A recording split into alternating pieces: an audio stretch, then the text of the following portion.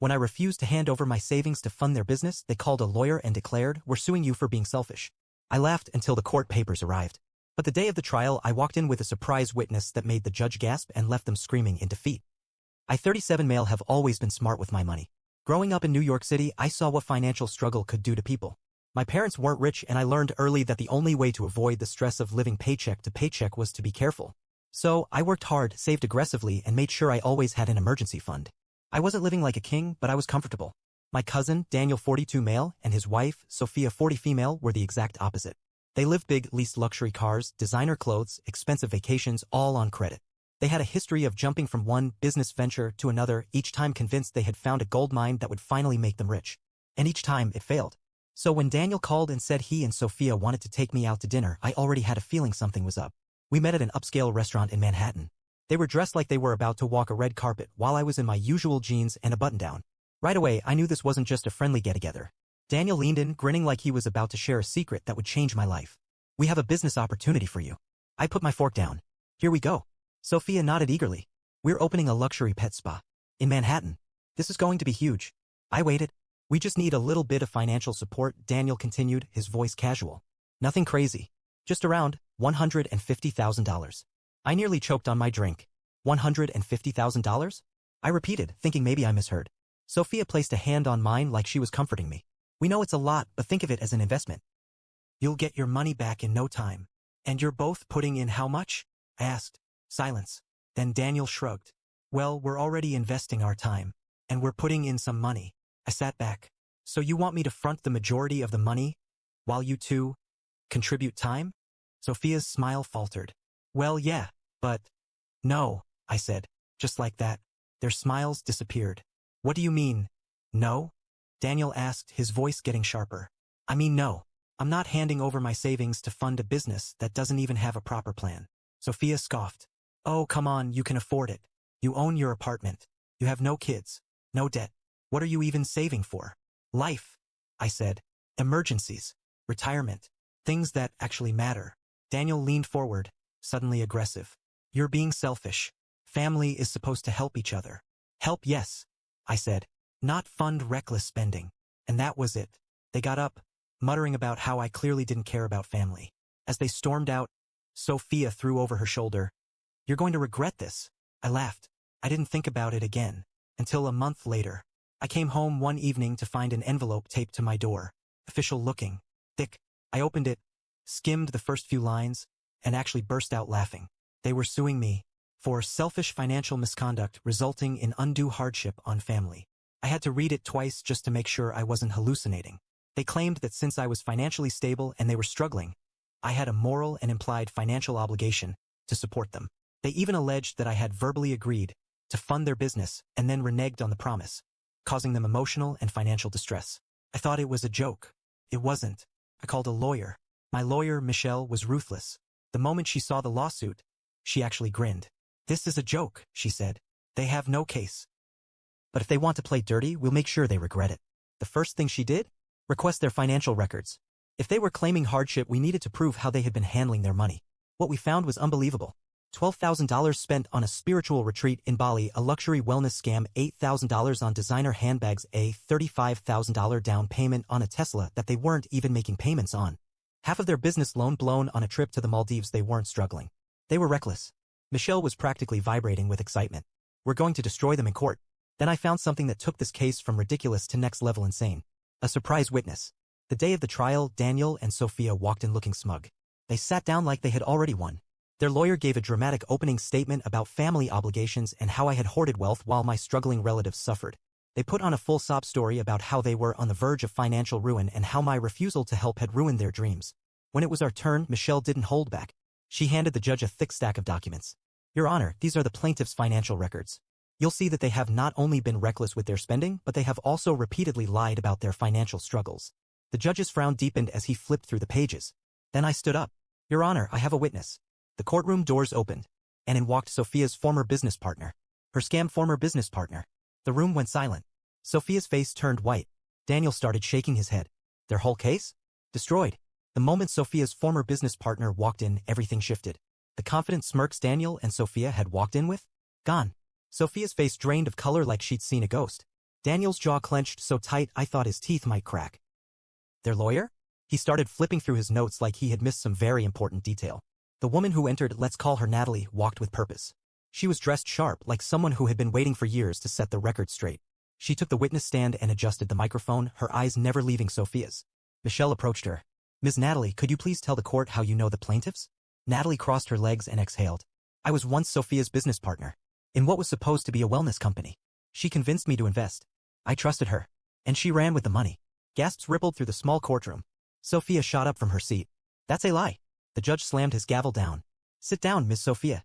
Sophia sat, but she was shaking. Daniel whispered something to her, but she didn't respond. Michelle continued, calm as ever. Ms. Natalie, could you clarify what you mean by ran with the money? Natalie nodded. We started a wellness brand. We were supposed to use our funds to set up a studio and produce products. Instead, Sophia used the money for personal expenses, vacations, shopping, luxury furniture. Then, when the business failed, she disappeared. I was left with nothing. Thousands of dollars in debt. Sophia clenched her fists. That's not true. She's making this up. Michelle turned back to Natalie. Do you have proof? Natalie smiled and reached into her bag. And then she pulled out printed bank statements, emails, and text messages. The courtroom erupted into murmurs. Michelle walked over and handed them to the judge.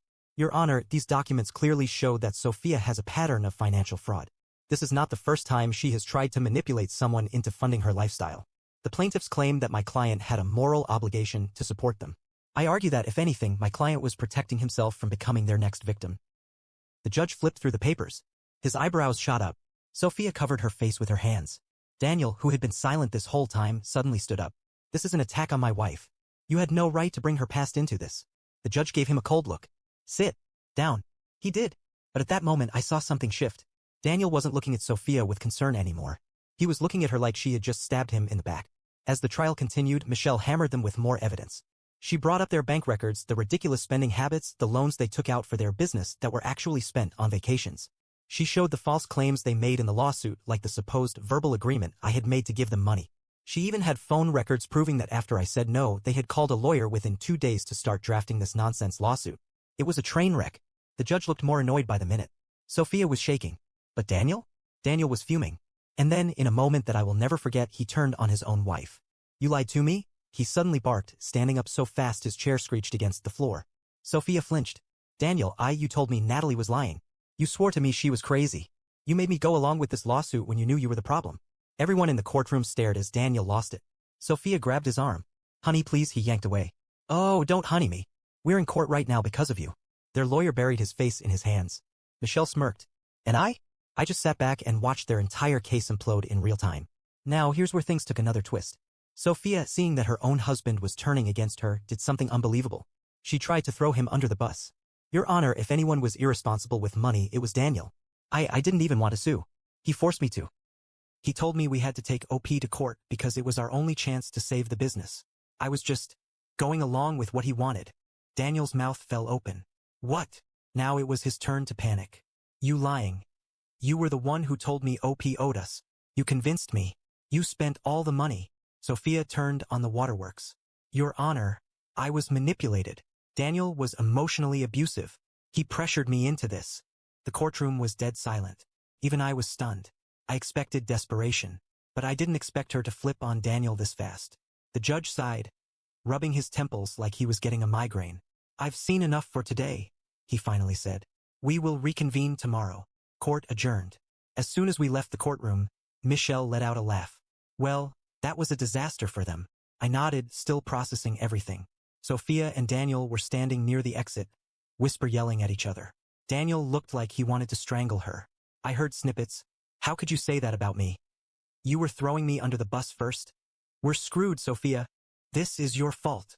And then, Sophia stormed out. Daniel hesitated. He ran a hand down his face, sighed, and followed her. I turned to Michelle. What happens next? She shrugged, smiling. We watched them destroy each other. The next morning, I arrived at the courthouse early.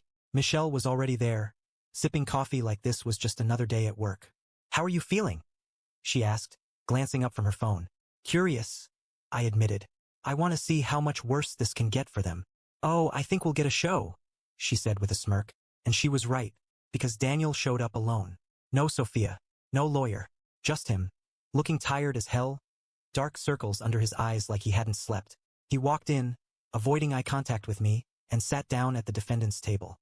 A few minutes passed. Still no Sophia. The judge entered. Are both plaintiffs present? He asked, glancing around. Their lawyer stood, looking flustered. Your Honor, it appears that Ms. Sophia has not arrived. The judge frowned. Did she indicate she would be late? The lawyer cleared his throat. Not exactly, Your Honor. I was informed this morning that she has withdrawn from the case. A ripple of shock went through the courtroom. I leaned toward Michelle. What? She grinned. She bailed. Daniel's face turned bright red. His hands clenched into fists. The judge sighed heavily. So Ms. Sophia is no longer pursuing this lawsuit? That is correct, Your Honor. Very well. We will proceed with Mr. Daniel's case alone. At that, Daniel shot up from his chair. Wait, no. That's not fair. We filed this together. She can't just leave me like this. The judge gave him a look. Mr. Daniel, your wife has made her choice. Now sit down or I'll hold you in contempt of court. Daniel sat. But I could see it in his face. He had no plan. The case resumed, but now Daniel was alone. Michelle didn't hold back. She tore through his finances, his lies, his spending habits. He tried to deny it at first, but every time he opened his mouth, Michelle shut him down with cold, hard evidence. By the time we hit the 1-hour mark, Daniel looked like he wanted to disappear.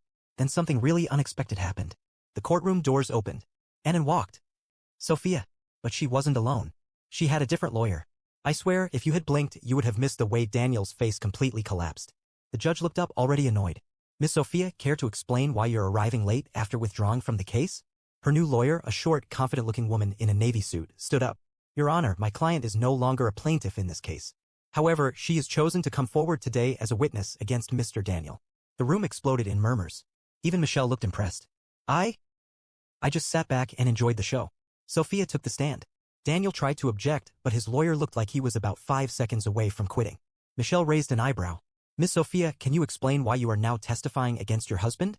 Sophia sighed dramatically as if she was the victim in all this. I just want to tell the truth. I was manipulated. Daniel convinced me we should sue Opie. I didn't want to do it, but he kept saying it was the only way. Daniel slammed his fist on the table. You were lying. The judge pounded the gavel. Mr. Daniel, if you speak out of turn again, I will remove you. Daniel was seething. Sophia continued. Not only that, but Daniel was the one who spent most of our money. I tried to be responsible, but he was reckless. He made me put everything in my name so his credit wouldn't be affected. He convinced me to lie on loan applications. He even tried to take out another loan after we filed this lawsuit using Opie's name. At that, I actually blinked. What? Michelle leaned forward. Miss Sophia, are you saying Mr. Daniel attempted identity fraud? Sophia nodded. Yes. I have proof. Her lawyer handed over documents. I looked at Michelle. Did you know about this? She grinned. No. But this is fantastic. The judge skimmed through the documents. Then he looked at Daniel like he was something stuck to the bottom of his shoe. Mr. Daniel, do you have an explanation for this? Daniel was panicking now. It wasn't me. Sophia's setting me up. This is a setup. The judge ignored him. Then he turned to Michelle. I think we've seen enough. Would the defense like to make a motion?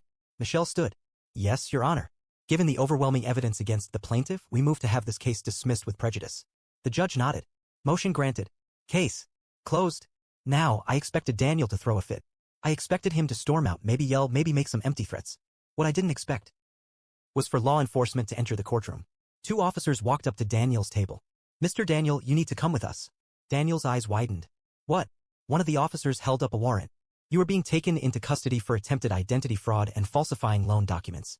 You have the right to remain silent, Daniel exploded. This is her fault. This is all a lie. But it didn't matter. Because they cuffed him. Right there. Sophia just sat stone-faced. Daniel screamed all the way out of the courtroom. And I? I sat back, feeling incredible. Michelle patted my shoulder. Now that was satisfying. I nodded. Oh, absolutely. But then, as we got up to leave, Sophia walked over. She gave me a small smile. I hope this means we can put everything behind us. I stared at her. Then I laughed. Sophia, I don't know what world you're living in, but I promise you, this isn't over. Sophia stood in front of me, smiling like we were old friends. I hope this means we can put everything behind us. I laughed, not because it was funny, but because the sheer audacity was unbelievable. Sophia, I don't know what world you're living in, but I promise you, this isn't over. Her smile faltered for just a second. Michelle crossed her arms. My client has nothing to say to you.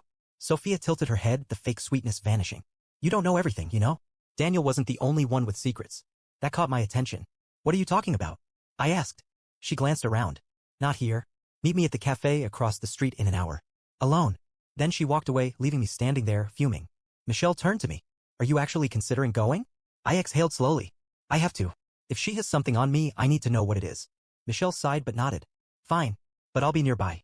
The cafe was half empty when I walked in. Sophia was already there, sitting by the window, a cup of coffee in front of her. She looked tired, like the weight of everything had finally hit her. I sat down. Talk. She stirred her coffee, eyes downcast. Daniel's been cheating on me. I blinked. What? She let out a bitter laugh. I found out a few days ago. While we were busy trying to scam you, he was screwing someone else. Someone younger. Someone dumber. He was planning to leave me as soon as we got the money. I stared at her. I had hated Sophia for years. But in that moment, I almost pitied her. Almost. Why are you telling me this? I asked. She looked up, her expression unreadable. Because you were right about everything. And because I need your help. I laughed again, shaking my head. You have got to be kidding me. She reached into her bag and pulled out a folder. Daniel has hidden money. Off the books income accounts in different names. If the police knew about this, his legal problems would get a whole lot worse. That got my attention. And you have proof? She nodded. And what do you want in return? Sophia hesitated, then said, I want you to drop any plans to sue me. I know I deserve it. I know I was awful. But I have nothing left. If you let me walk away, I'll give you everything you need to make sure Daniel never gets out of this. I leaned back in my chair, staring at her. This was the woman who had tried to ruin me. The woman who had stood by while her husband dragged me into a lawsuit over my own money. The woman who had only turned on Daniel when it suited her. But now she was just another person Daniel had used and discarded. I let the silence stretch before I finally said, give me the files. Then I'll decide. Michelle and I spent the next 2 days going through the files. And they were damning. Daniel had been funneling money into fake business accounts for years. He had been laundering cash through shell companies. He had even stolen from his own mother, moving money out of her retirement fund into his personal accounts. And the cherry on top. He had been committing loan fraud for years, using fake information to get money he had never planned to pay back. This wasn't just about me anymore. This was about sending Daniel away for a long, long time. We turned everything over to the authorities. 2 weeks later, the FBI got involved. A full-blown federal investigation was launched. And Daniel? He lost his mind. I got a call from a number I didn't recognize. When I answered, it was Daniel. You ruined my life. His voice was shaking with rage. No, Daniel, I said calmly. You ruined your own life. I just made sure everyone saw it. He was breathing heavily on the other end. You think this is over? You think you won? I sighed. Daniel, let me explain something to you. Right now, you're looking at federal charges.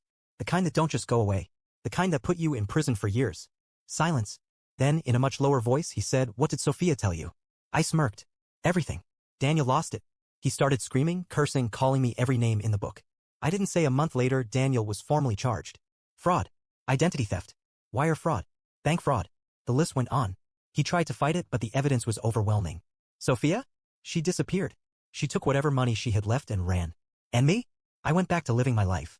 The lawsuit, the drama, the chaos, it was finally over. But I learned something important. There are people in this world who will never take responsibility. People who will destroy everything around them just to avoid admitting they were wrong. And the best thing you can do is let them destroy themselves. I still have my savings. My peace. My sanity. Daniel has prison. Sophia has regret. And that, I think, is the best revenge of all.